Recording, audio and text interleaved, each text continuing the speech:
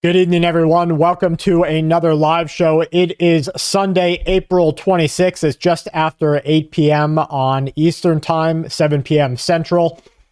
Right now, the world's most critical oil routes are under threat, and it's not just happening in the Middle East, it's happening over in the Pacific.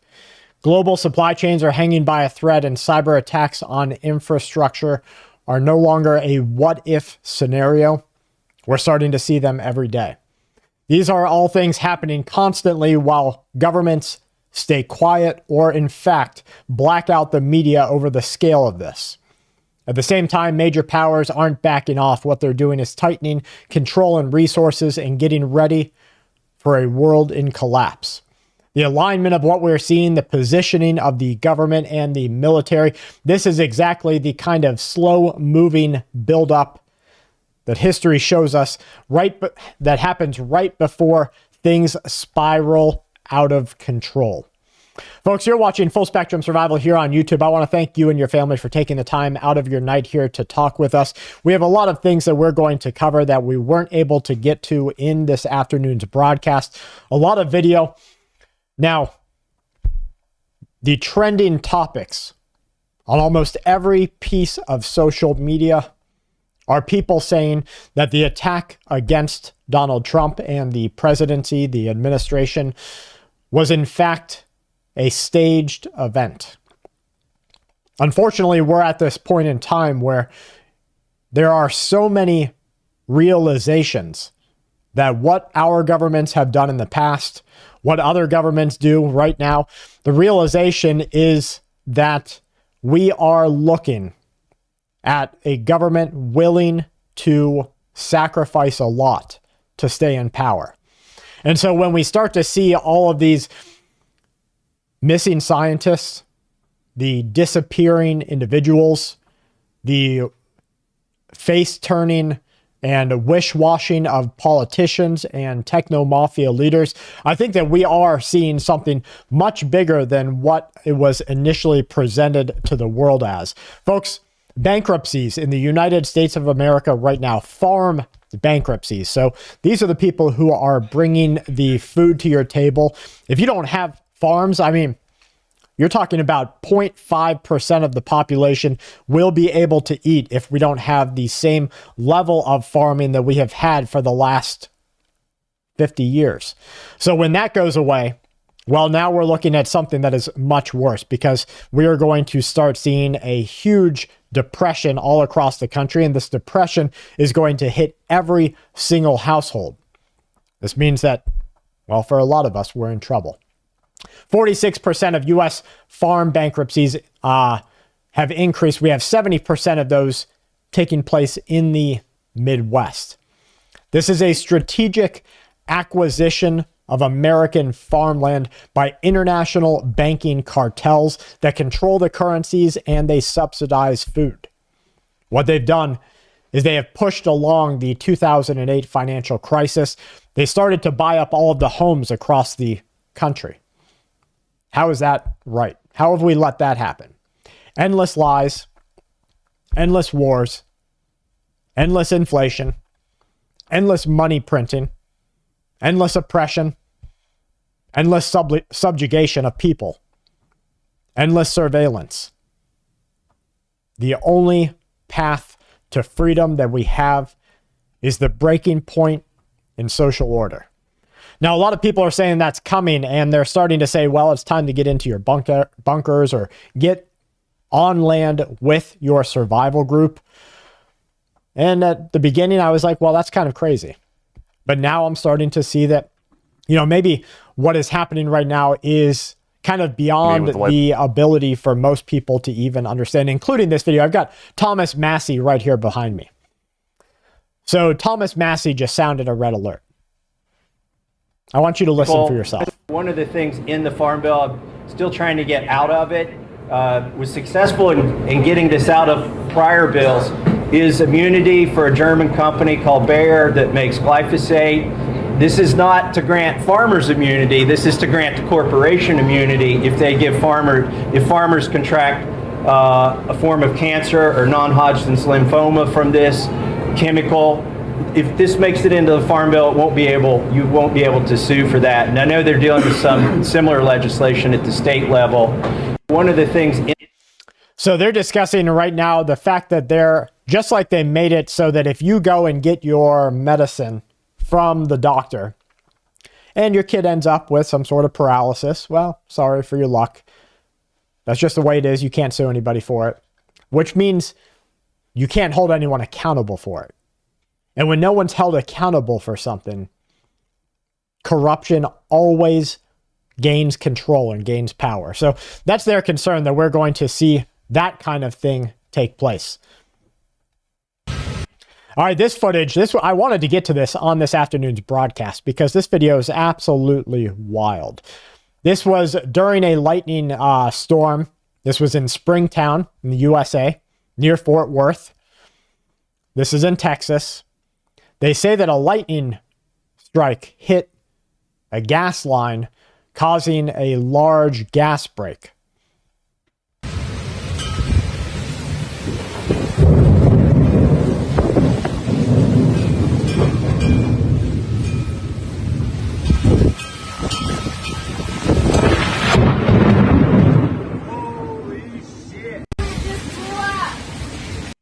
Here, going southwest. Go ahead and label this, if you will. We're going to see these very strong winds.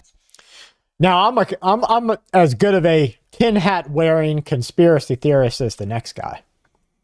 And when I see oil facilities going up in flames and aluminum factories going up in flames and warehouses going up in flames and railroads going off tracks and wildfires popping up all across the United States of America, I know that there is no coincidence in these events. And so it's ones like this that you have some plausible deniability, right? This is during a storm. But if you were out to sabotage something, would you do it in broad daylight, or would you take the cover of a natural event so that you could get away with it and it wouldn't be on the radar of people as much? So just something to think about if we start seeing more things like this. Okay, this is another attack, supposedly. This time in Malaysia. A massive gas pipeline explosion. No thunderstorms in sight here.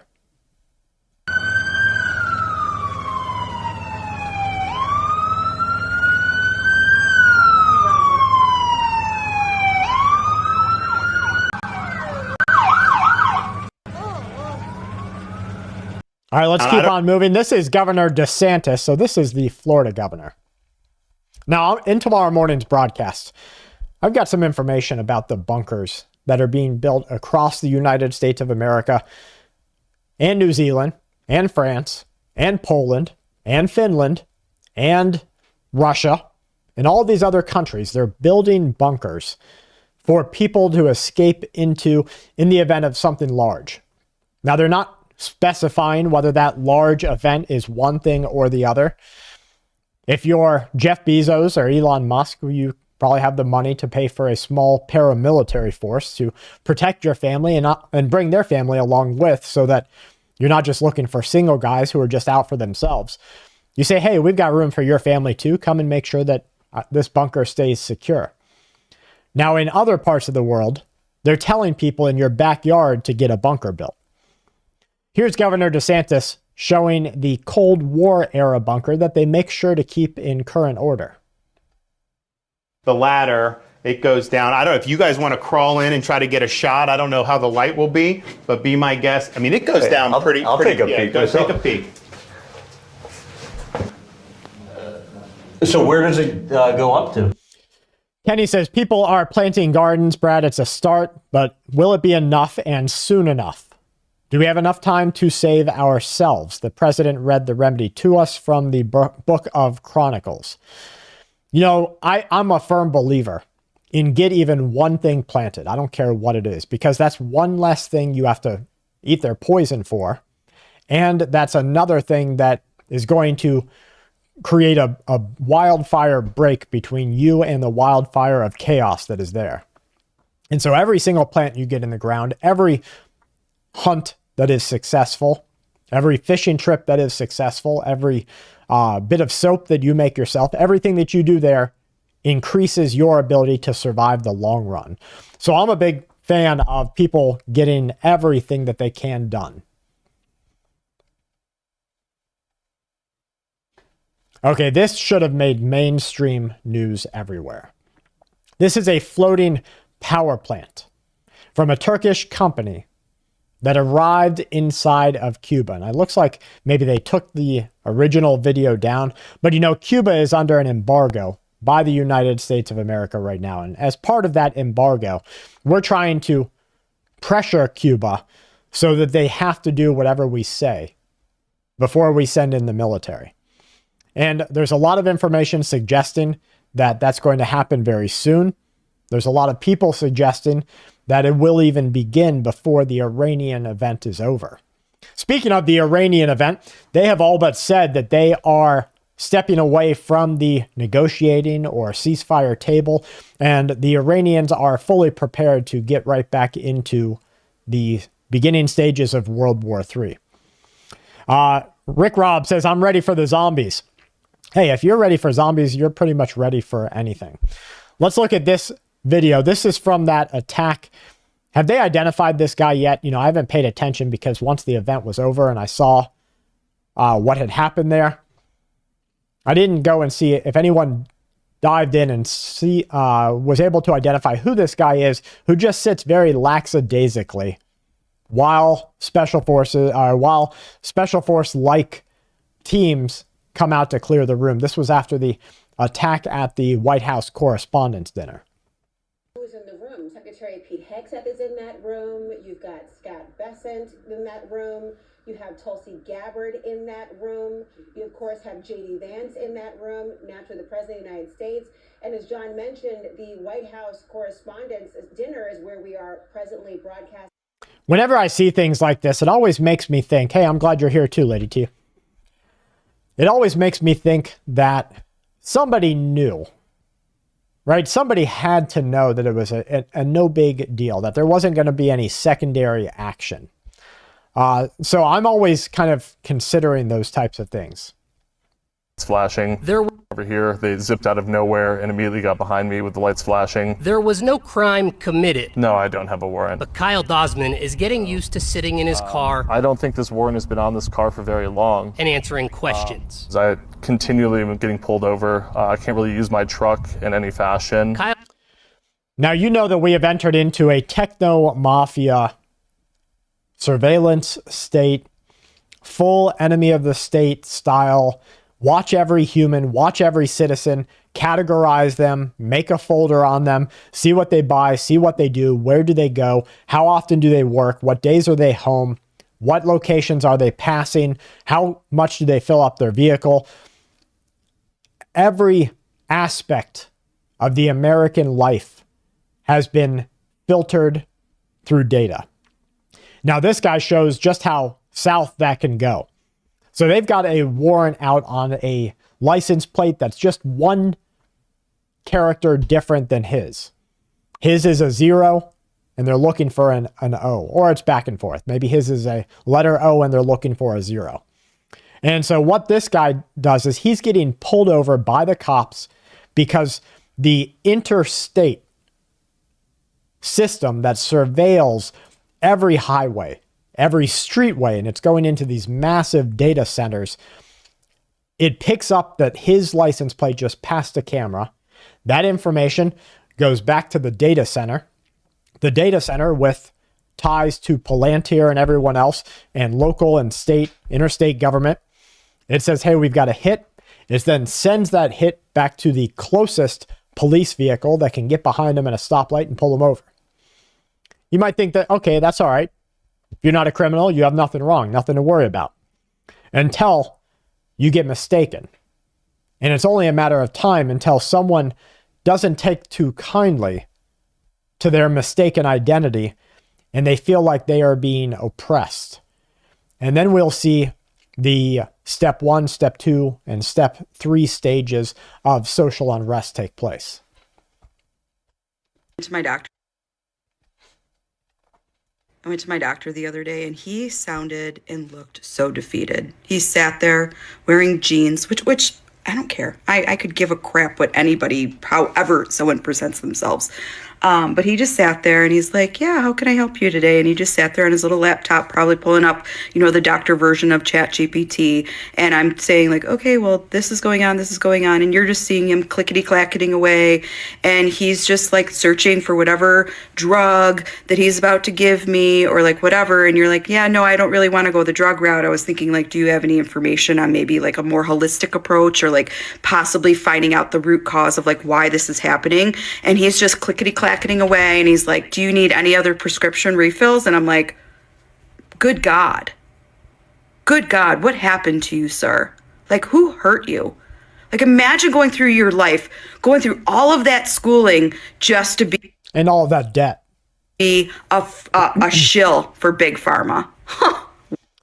And that's kind of the state of medicine inside of the United States of America right now. Is there's a pill for everything, and then when that gives you a side effect, don't worry, we've got a pill for that. And let's not even think about what's causing that inflammation or what's causing that declining health of yours, or your sweats, or your lightheadedness when you stand up.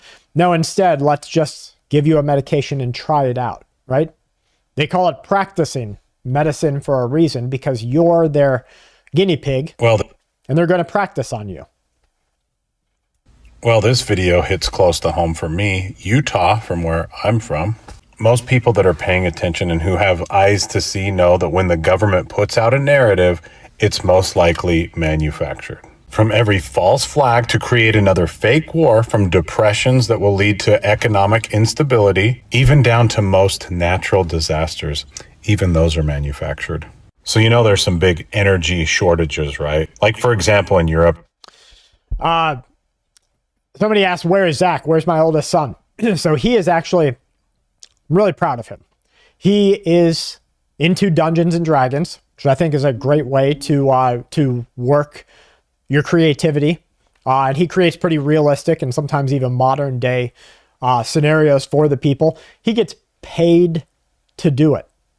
And so he is right now running a paid campaign where he spends the time with his creativity, and people are willing to pay him for the 2, 3, 4 hours that they run a game through. And I think that's a great way to be entertained instead of watching the garbage that they're trying to throw down our face in Netflix, the absolute puke that they put out in movies today. I'm really proud of him for that. So that's what he's doing right now. Right now, this is all over the news. Energy shortages, so we got a ration. We're all in this together. What do you think they're going to do with the water supply, you guys? I received this message from one of my friends where they are now handing citations out in Utah, Cedar City, for overwatering or watering at the wrong time. Can you believe this right now that's happening? And then I got a message today, early this morning, and read this, you guys. This is unbelievably troubling. So control the water. This was part of a WEF campaign. It's been part of multiple tokenization campaigns where they are going to institute control mechanisms to control when you can have your lights on, because you're supposed to fit in a box, right? A useless eater box. And you're supposed to go to work between hours A and hours B. You're supposed to have your lights on for a certain amount of time, because if you have your lights on unnecessarily, well, then you're taking from them. You're taking from them their system. That electricity could be going to a data center. You're supposed to only use a certain amount of water because they get to decide how much water you use. It's no longer even a connection between economics. It used to be, hey, I want to keep the lights on all day. I'm just going to pay for it. I'm paying for it. I'm keeping it on. Hey, I want to run the sink all night long. Turn that on. Just let it roll. I'm paying for it. And that was the connection. It was economics. Now, through this totalitarian dystopia, they're actually deciding who gets to use that, how long you get to use it for. In other countries, they shut off the lights. It's called intermittent blackouts or brownouts. And countries all over the world, they blame it on a strain on the power supply. In America, we're blaming it on a misuse of resources only because they believe those resources could be used for data centers or for other people. So just watch out. This type of thing is coming very soon. Thank you, LaRue. 2,000 people watching. Hit the like button, the thumbs up button. Yeah, I appreciate that. Thank you so much. This is part of the Italian army as they charge through a French town. This is part of military exercise Orion 26. Let me tell you that they do not run tracked vehicles down paved roads, which ruin the roads, for exercises. They are preparing right now to go through these cities.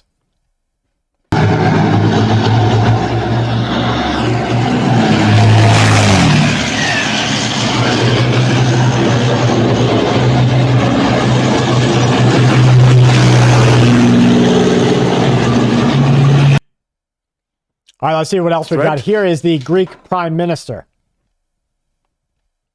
The threat to the single market. But now we're competing with powerhouses.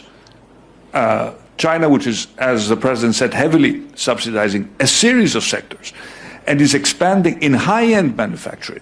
And we should be perfectly lucid that the combination of AI and robotics at the scale at which is happening in China is a colossal threat to our entire manufacturing sector, not just the sectors where the Chinese are competing now. So we need to be aware of that. So change the merger rules.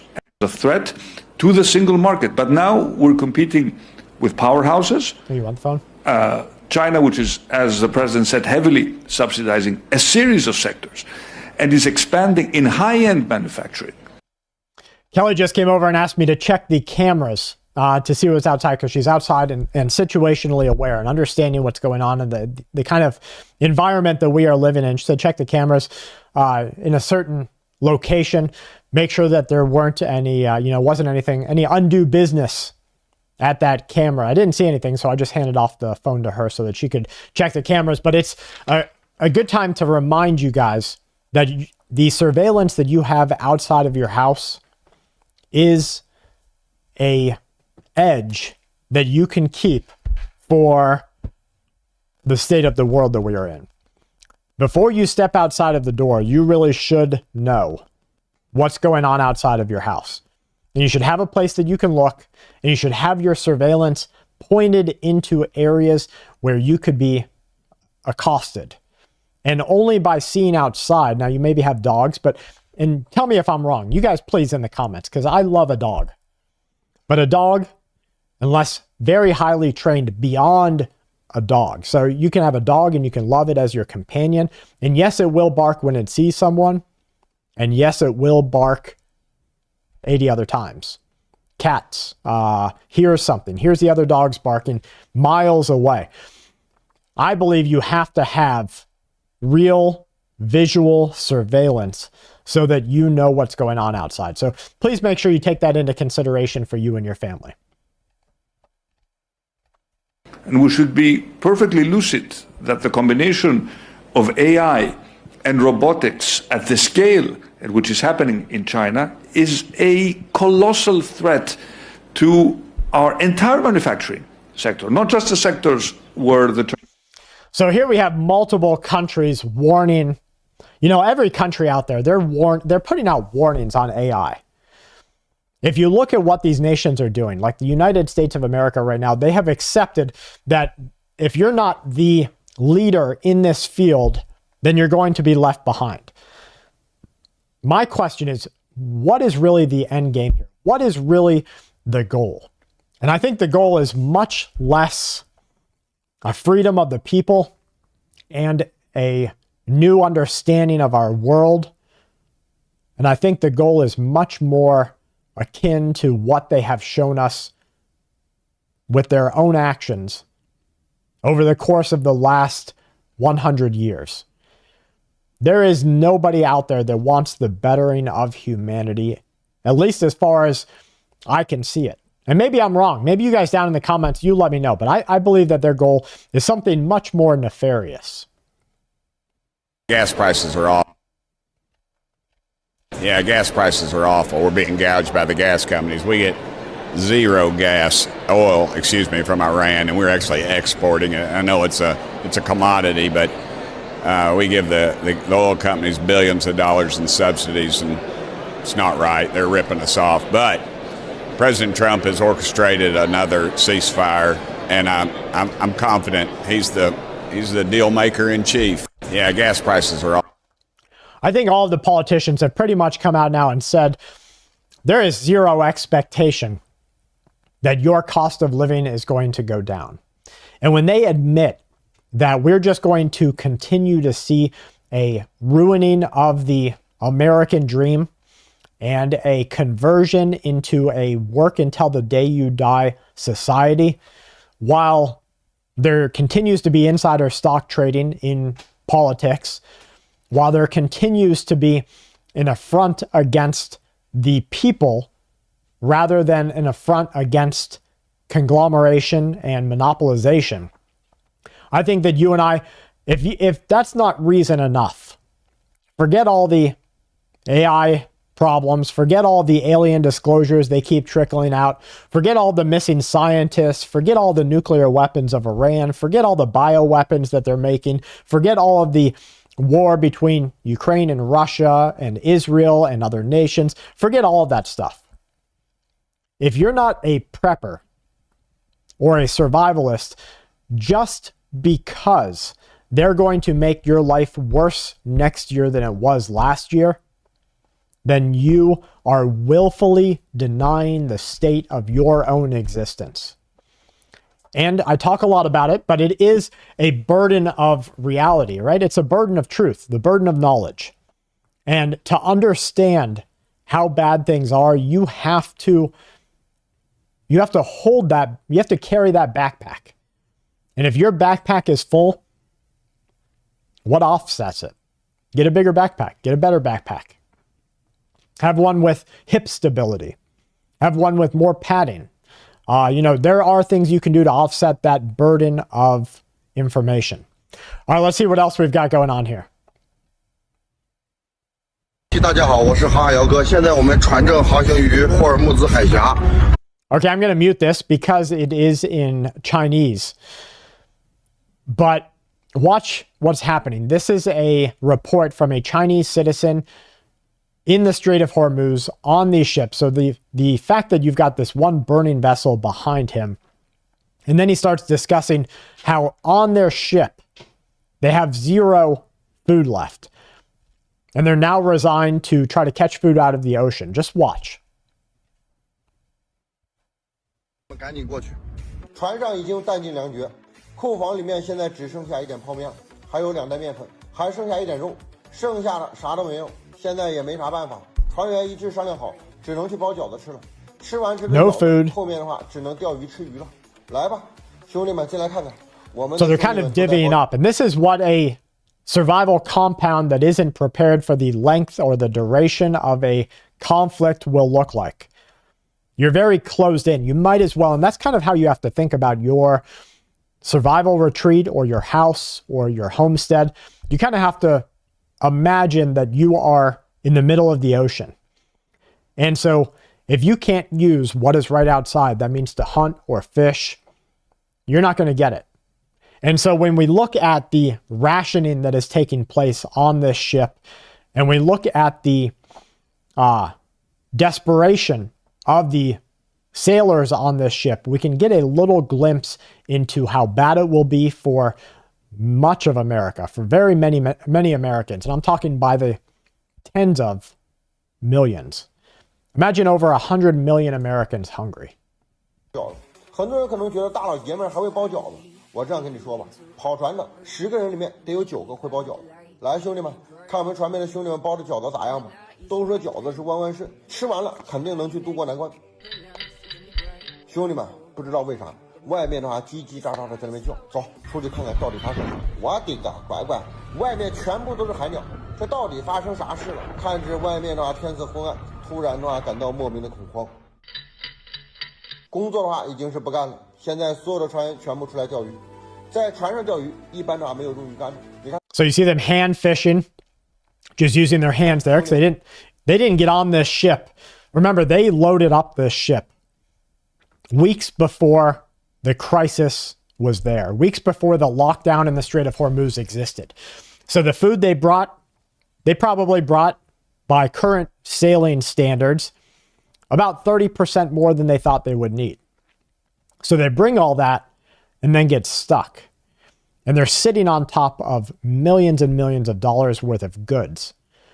And they have no choice but to wait and see if it resolves itself or turn around. If you turn around, now you're paying out the cost of the trip itself. You're paying out the cost of the sailors.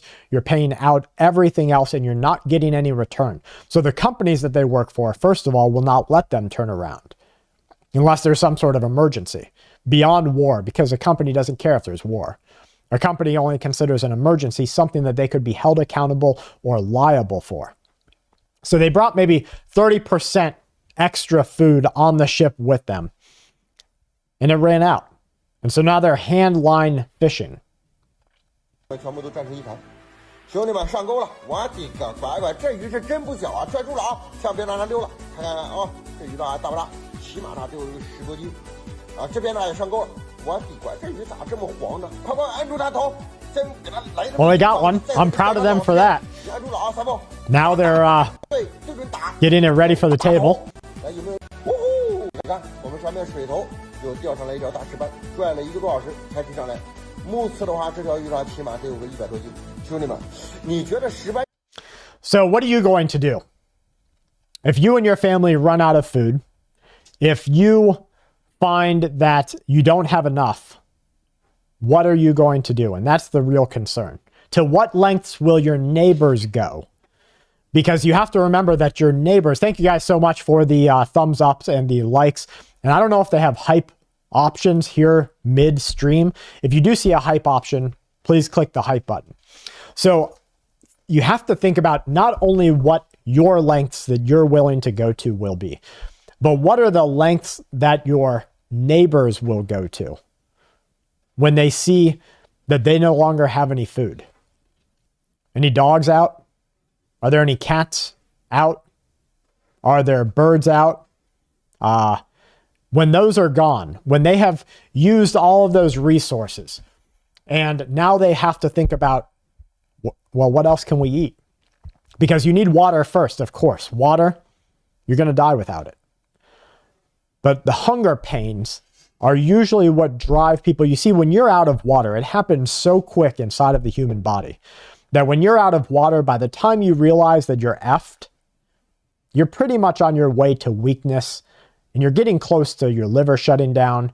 You're definitely hurting. And so you become less of a physical threat.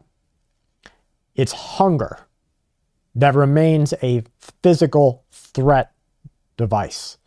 And it's in hunger that people are going to rob, steal, loot, look around, see who else is eating, who else still has their lights on, what places look abandoned, because there's kind of like a catch-22, right? You've got your places that look abandoned. So robbers might be like, well, I don't want to go in there. There's nothing there. Some people who don't want to do harm, but have a contingency plan in mind, will say, oh, that place looks abandoned. I'm doing no harm by going and getting food out of there. So if you make your situation in your house look like no one lives there, no one resides there, they might choose your house more than the lit up house where they know guys are shooting out of. That's the catch-22, that you don't know which one is going to really cause the problem. Somebody says, I'm not worried about the neighbors because no one would mess with me. And that's kind of the thing. You have to make sure that everyone kind of knows who you are.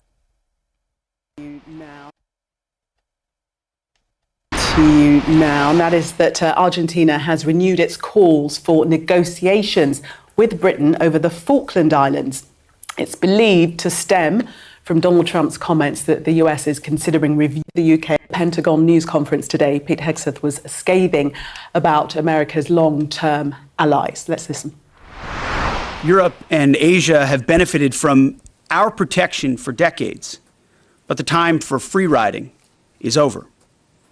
America and the free world deserve allies who are capable, who are loyal, and who understand that being an ally is not a one-way street. It's a two-way street. We are not counting on Europe, but they need the Strait of Hormuz much more than we do. So we saw this about Pete Hegseth. We already watched that, but the big breaking news part of that is that other countries are beginning to accept that the United States of America is prepared to militarily act.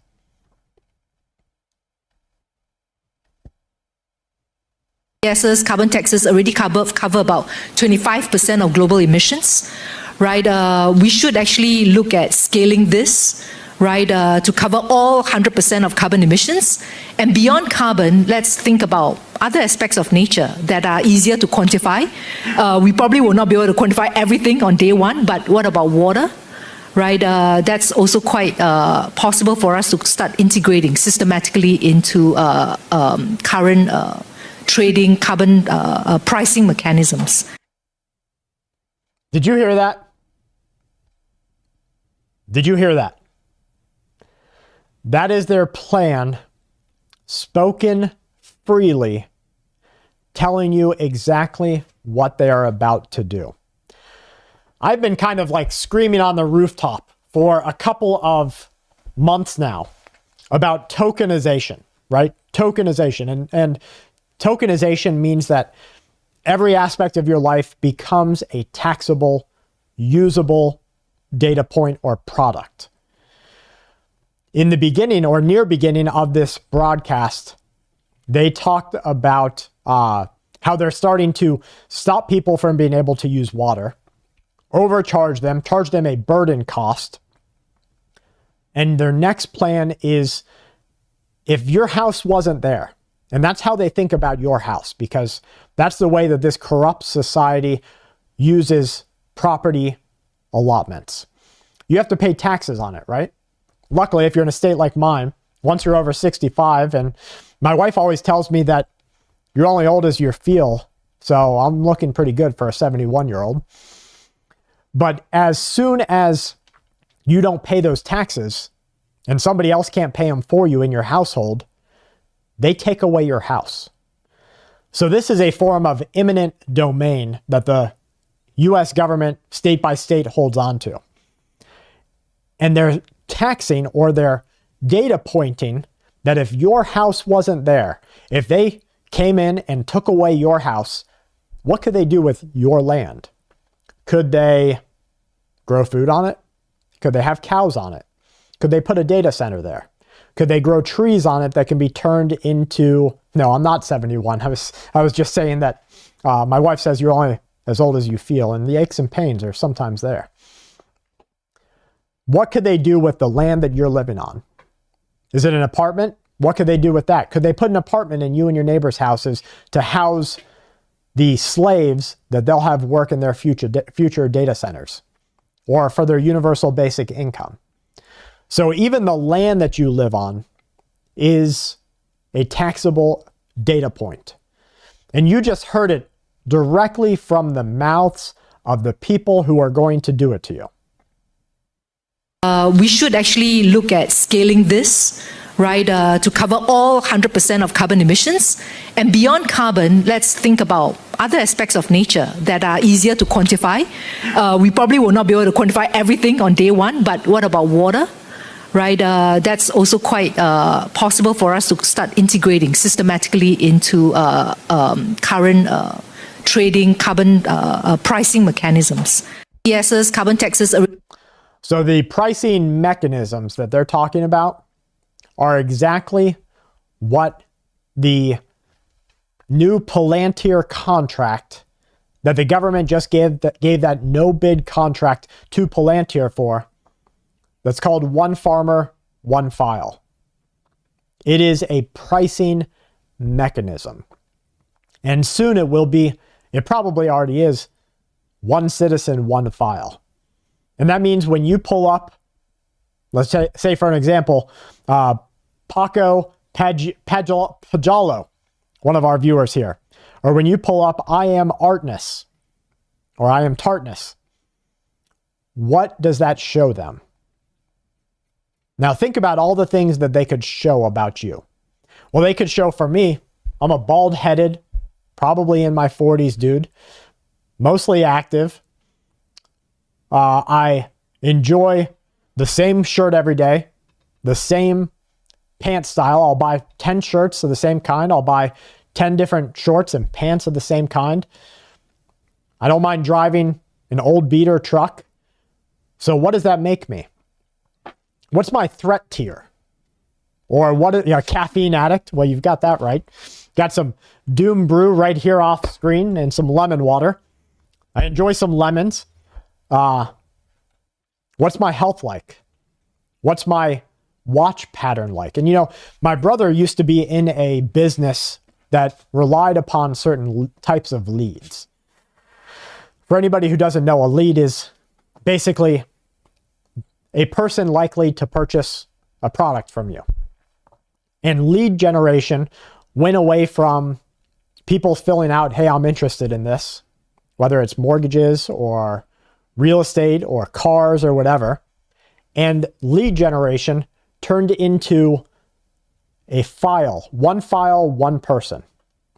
And so when you have your spy device, I'm watching comments on mine, when you have your spy device and you see an ad, even if you hate it and you swipe right past it, the data point is at what area of that ad did you look at?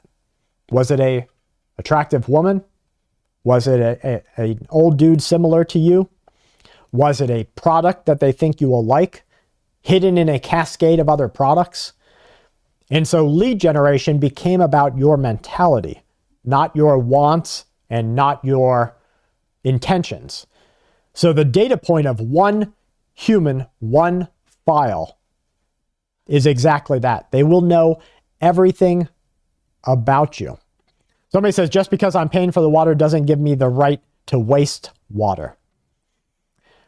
Well, I believe honestly that it does. Now, wasting water can mean a lot of things. Washing a car is a waste of water. Why do you need to do that?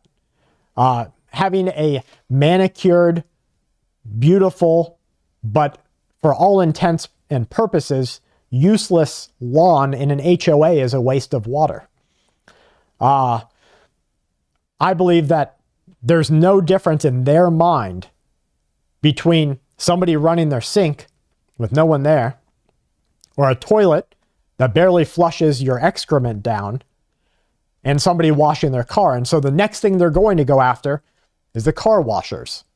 The next thing they'll go after is the lawn waterers. The next thing they'll go after is every single aspect of your life controlled, and that's my problem.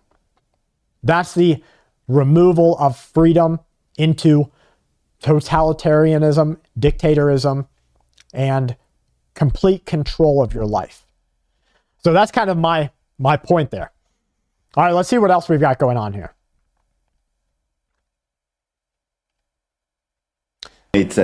This is the French president, Macron. First, we should not underestimate that this is a unique moment where a US president, a Russian president, a Chinese president are dead against the Europeans. So this is the right moment for us. A Russian president, a Chinese president are dead against the Europeans. So this is the right moment for us.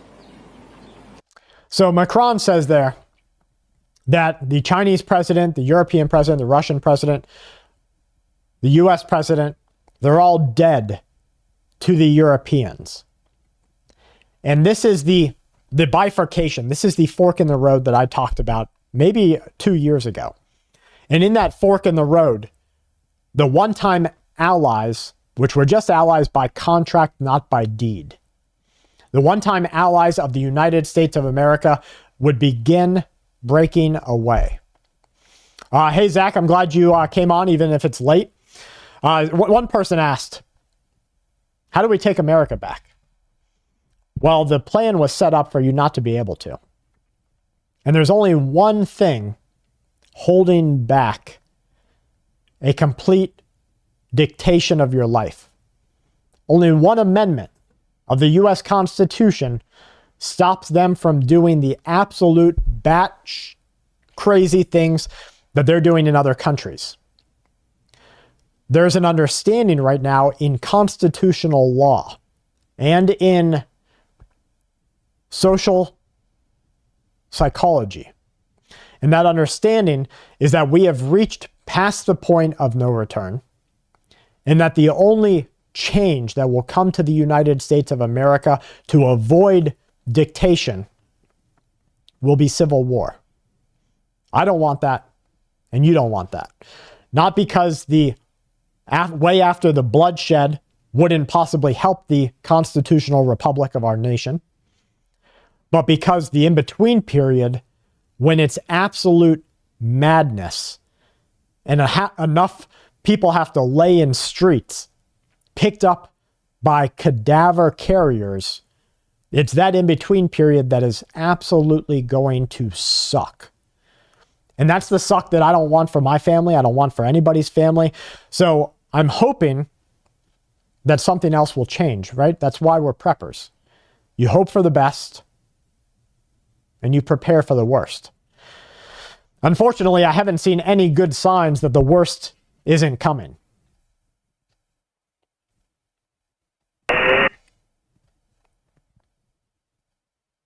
But I think as Kyriakos just said, we have to be lucid on the US strategy. And it's not just President Trump's character or behavior. And the United States, I would say since now 15 years, decided number one issue is America, and America first. And I do respect that. And this is his main issue. He was elected to deliver for his main voters and American middle classes. Fair point. The second priority is China. And it started with President Obama, who said, I will be the first Pacific president. And it's quite consistent. And look at what happened during the former administration on Afghanistan or Inflation Reduction Act. I mean, it was not a pro-European approach. And this is not sometimes a You know, I don't believe in slapping people. President Macron is out there, I guess his wife. I'm sure we could pull that up. Let's get a quick video of President Macron's wife absolute slapping him in the face coming off of their plane. I guess there's one slap. Okay, here's his wife's slap. So here's what the people think. Here's what his wife thinks.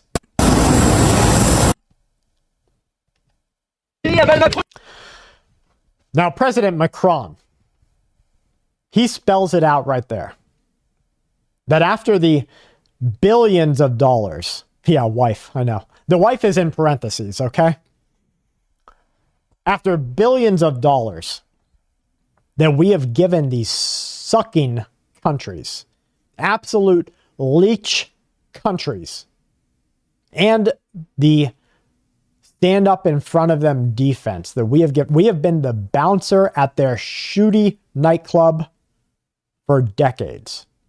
They have a really seedy, nasty nightclub full of people who don't know who they are, and the country willing to sell out the countrymen. And we have stood up as their bouncer out in front and said, no, China, you're not on the list. Sorry. Russia, you're not on the list. Can't get in.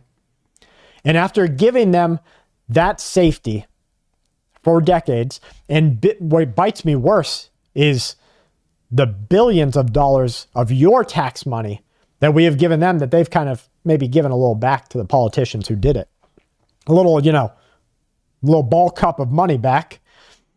After all of that, now they're saying that America is nationalist and only looking out for themselves. Well, darn freaking right, America is a nationalist country that should only look out for itself, as every country should. You see, you need to have a survival group. You need to have a preppers group. And your prepper group, or your church group, or whatever you want to call it, needs to look out for your group. And it's of mutual benefit to have like-minded groups nearby. That's a mutual assistance group. So your mutual assistance group is outside of your house. They might not come pick your corn. They probably won't come collect chicken eggs for you. But if somebody comes causing a ruckus, they'll come and help. And for too long, the United States of America has been the bouncer in all of these other junky countries. And finally, when we looked in the mirror and said, you know what? You, big dog, are the one we need to take care of. All these countries cried and whined and screamed and complained, and then they turned their backs on us. So I think that we are about to, in the USA, see a pretty big change take place. And I think that we're going to see something pretty bad happen.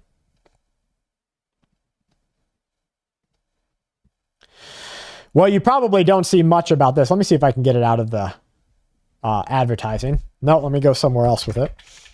You probably won't see too much about this because it doesn't fit their general narrative.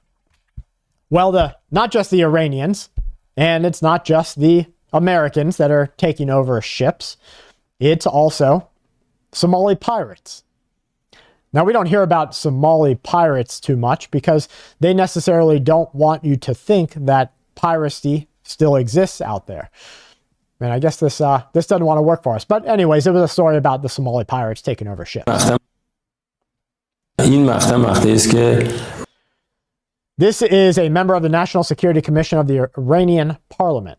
I'm going to read it to you because he's, of course, not speaking English. He says, this is a unique moment, which in my view will become historic for Russia. He says it will become historic, especially under conditions where the United States has violated international norms and ignored the rules of international law. And in this disregard, the international community is now ready. He says, with the international community, you will see a return to international norms. And what this is, and he says this should in fact allow Russia and China to play a leading role. I'm sure that you've heard J.D. Vance say New World Order. I'm sure you've heard politicians say it.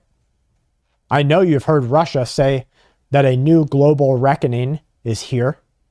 That China has said it's time for China to be the peacekeeping nation of the world. If they do that, if they're able to accomplish this, the United States of America will no longer exist as you knew it. I would say it probably already doesn't. Will the USA get hit? Absolutely, the USA will get hit.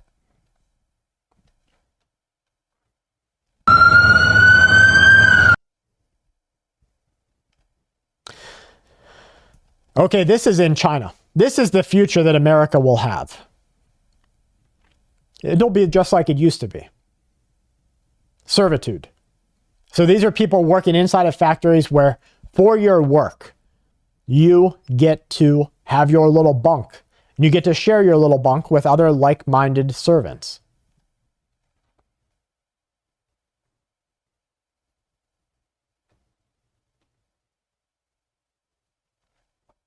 So this is where everyone sleeps. It's where they eat. It's where they wash their feet. It's where they brush their teeth. It's where they hang their clothes. You have no privacy. You have no control. You have no security. And if you're not a good little worker bee tomorrow, you have nowhere to hang your head.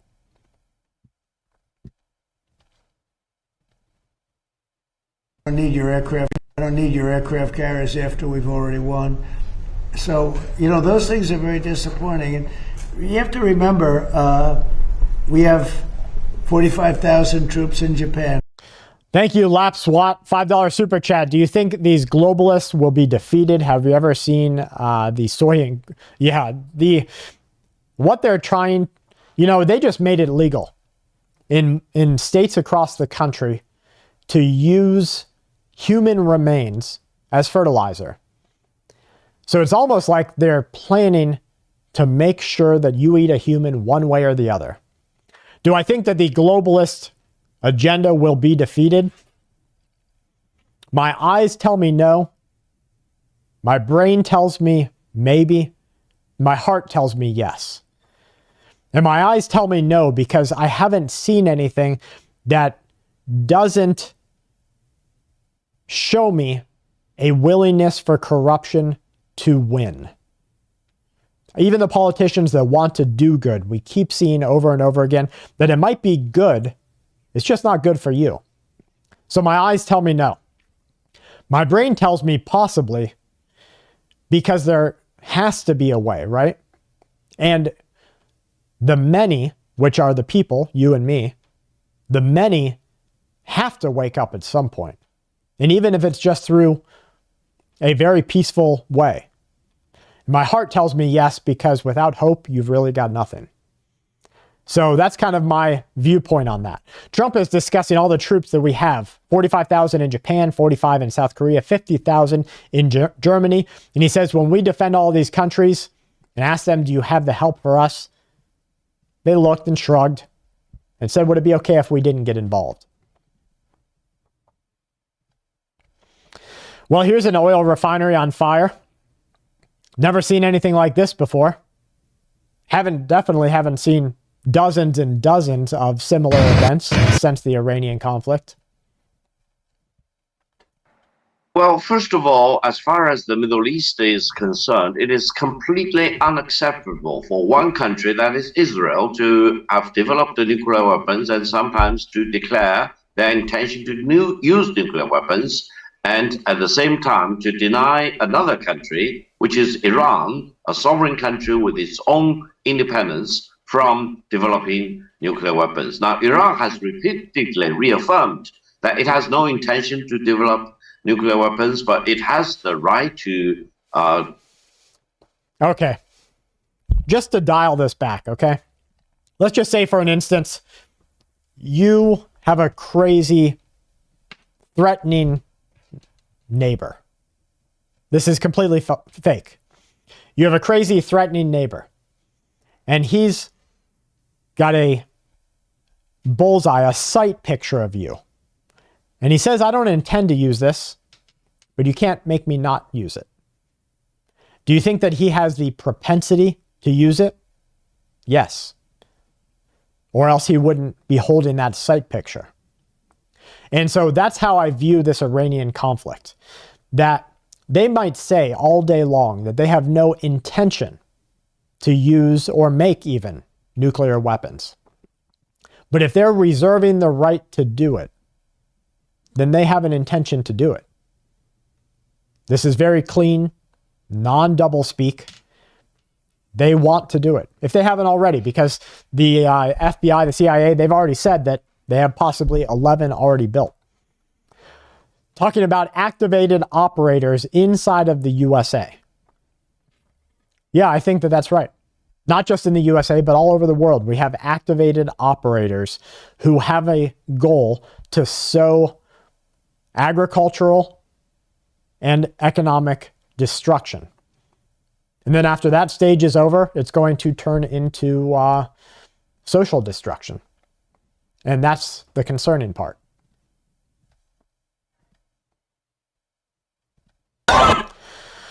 I don't want to show this whole video because YouTube won't like it, but what I do like to see is the National Guard stepping in to try to clean up our streets here in the USA. National Guard members here in policing duty, in a law enforcement capacity, at the behest of the federal government and the behest of state government to clean up the streets. This happened in New Orleans.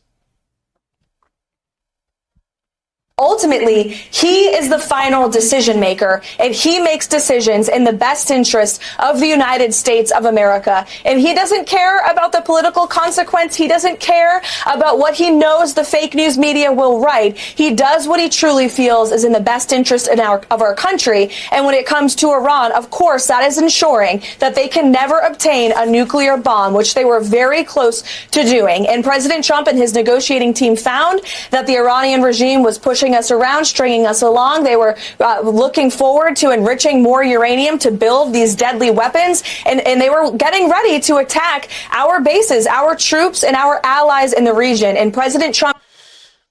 Well, there's Levitt. Yeah, she was full-term, pregnant. Very, very good clothing options to to try to keep that, as not the mainstay. Here's an engulfing fire at Russia's oil refinery. Again, part of this campaign.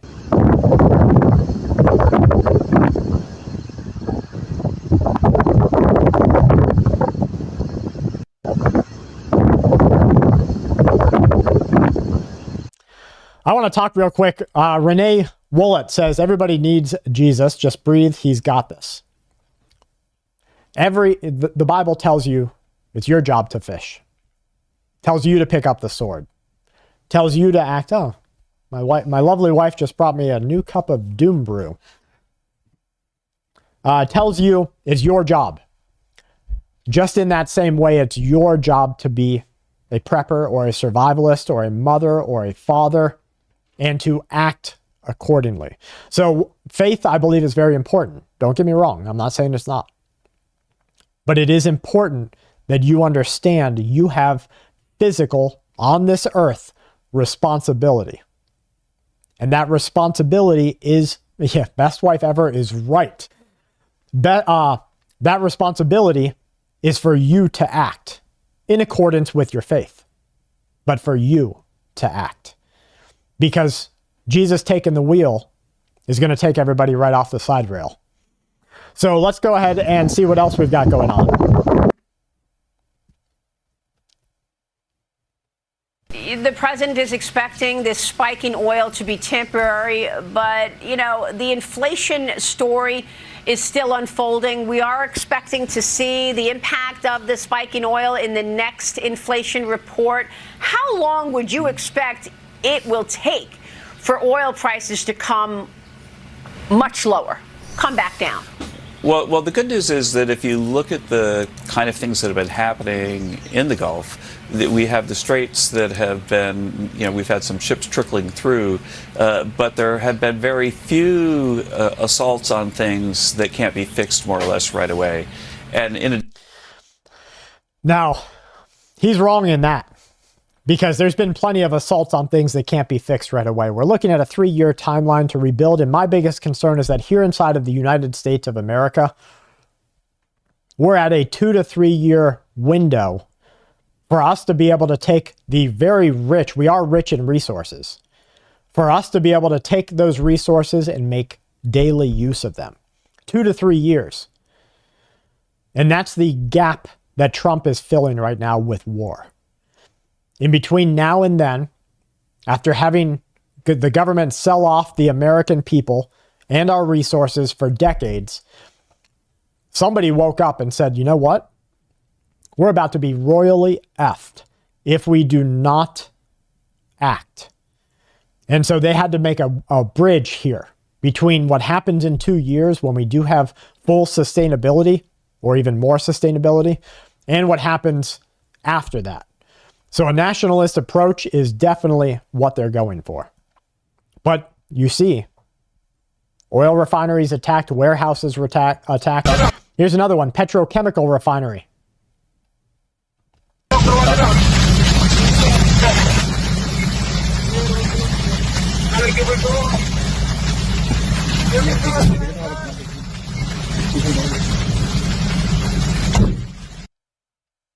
Definitely doesn't look like, hey, I'm glad you made it, ZX Mobile. It definitely doesn't look like coincidence to me.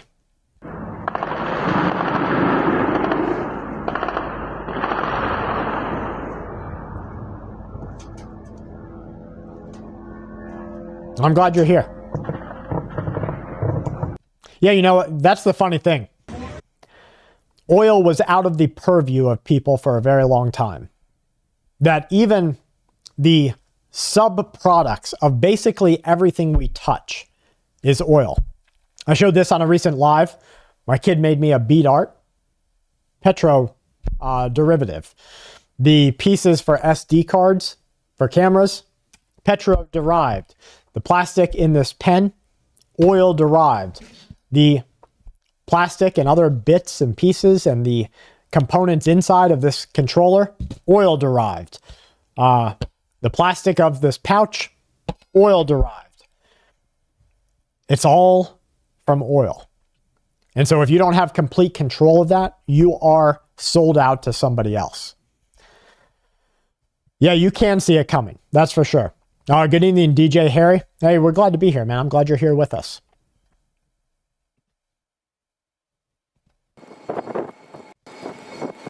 This was some of that footage of when they took out that engine room. Yeah, medicine too. I mean, people don't understand that even not, you don't have I don't take my oil medicine, but all of the wide list of byproducts that come from that are involved in making modern medicine. It's touched by oil in some way.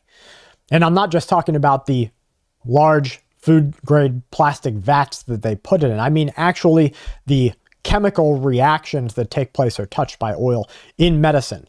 So anytime that we have a medicine issue, we're going to have a big problem. An oil issue, we're going to have a big problem in medicine, in products, in agricultural. We're going to have the problem that cascades far beyond just oil.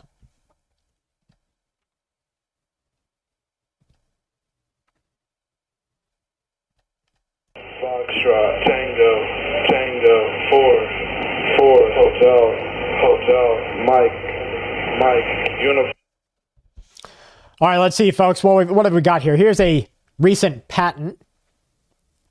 This was that patent on 5G. These really have very big or good ideas about 2030 or 2050 at a national security level, at a future of work level, at an institution building level. The Congress is not wrestling with big or important questions right now. If digital revolution does is it accelerates almost everything about the human experience. Anything that can be reduced to a series of steps, which is most economic activity, is going to be routinized and become really, really cheap, really fast, and really ubiquitous. We've never lived in a world. Here's the important part. I want you to listen to this part in particular, and this is true.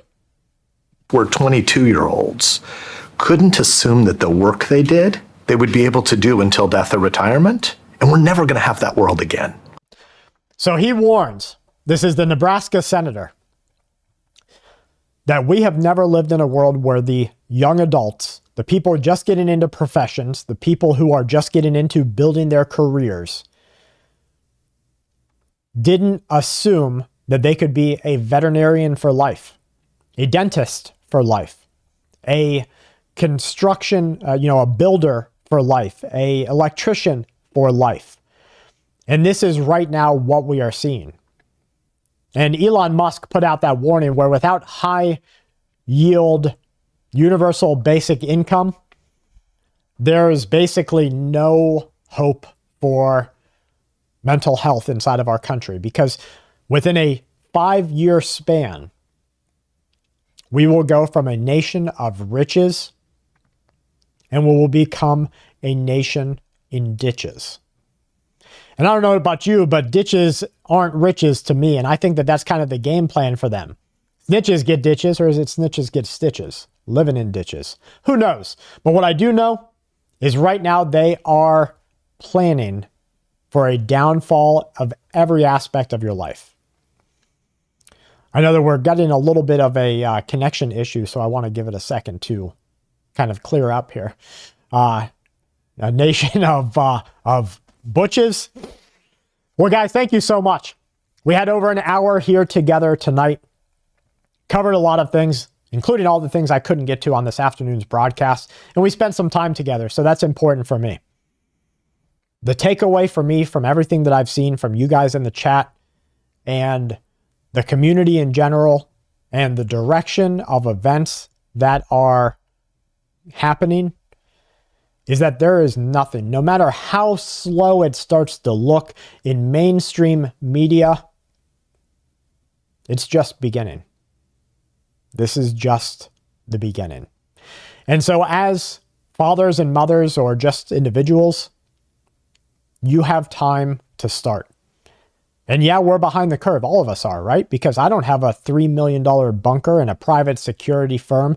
And, I can't go a nuclear war without hardship.